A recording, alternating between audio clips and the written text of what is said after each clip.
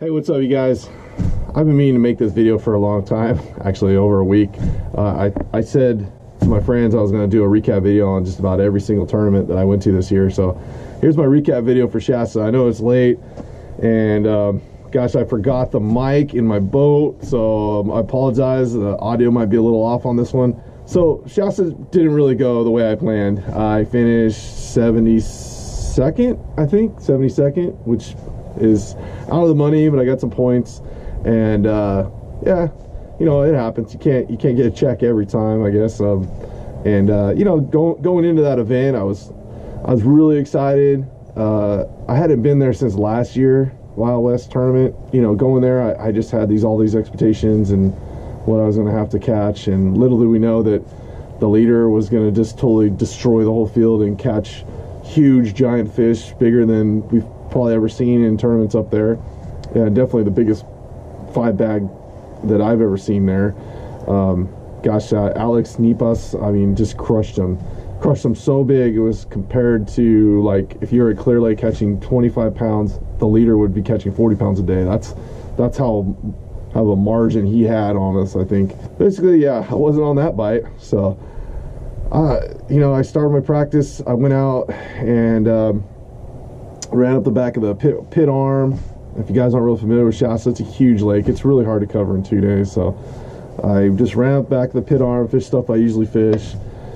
Ended up in the back of the McLeod arm and just never got any.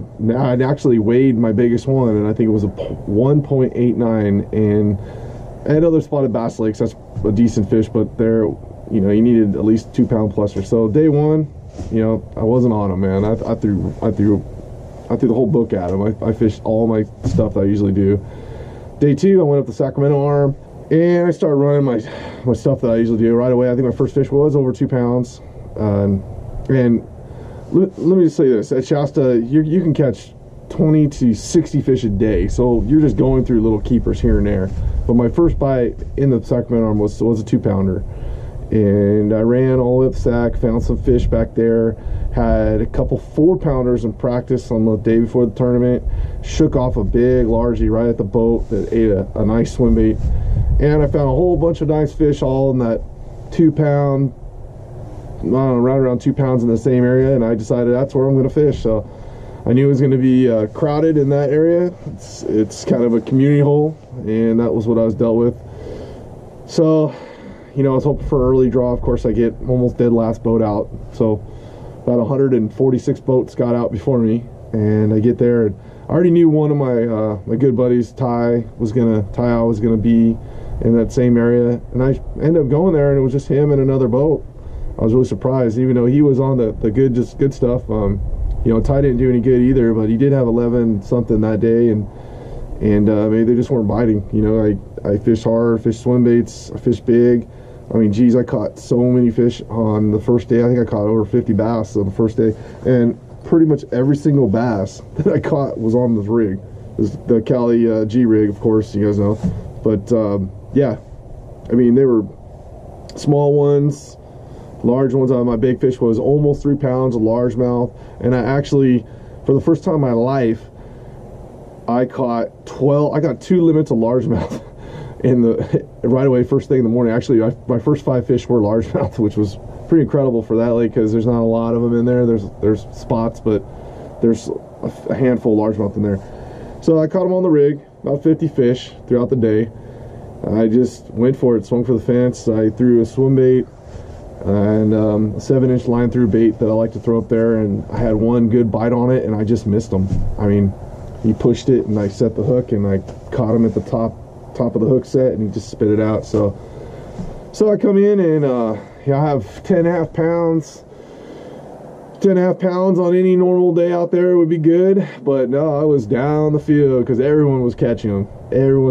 And yeah, so I went back out going, you know, I mean, I didn't get them, and I'm just going to expand on that area and try to find out where those larger fish went that I had in practice. Then I saw some fish in practice come up, and just about the same kind of day, you know, just a little lighter day.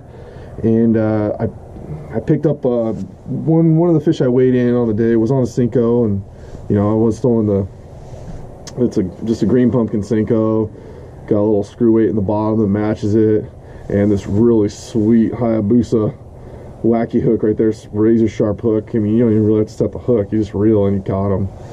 And yeah, I mean, I don't have any really regrets. I left the tournament and going, hey, I did everything I could for the 2 days. I look back, there might have been 2 things I could have did. One is I should have went up there ahead of time in pre-practice and scouted the lake out, and I think that would have helped me a little dial it in. So in my practice, I wasn't just scrambling around. Would have been able to settle down and figure something out.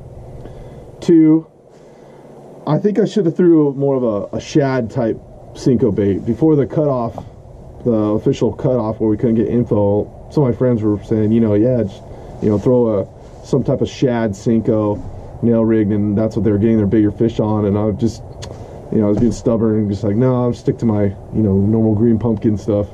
And yeah, I could look back at that. And then actually 3, yeah, I should have been throwing a gigantic swim bait, because the guy that hammered him, gosh, he had an 8.5 pound spot on the day 2 and a 13 something, everybody knows 13 something largemouth on a big giant swim bait. And geez, yeah, I mean, hats off to Alex, man. That's awesome. You definitely, we know who you are now, so we'll be watching out for you. So yeah, that's my recap, guys. I'll make sure I have my mic next time, and I'm gonna do a recap. I don't care if I'm in last place or first. I had a blast. Wild West ran a great show up there, a great tournament. And the next tournament is Lake Mead, FLW Costa. I'm really excited for get back to Lake Mead, and excited we're traveling with the family. Tara's coming, Tara's fishing. My mom's coming, and she's gonna watch the baby, and yeah, it's gonna be fun. So hopefully I get some photos up online and stuff for Lake Mead. Until then, yeah, we'll see you. Thanks. Later.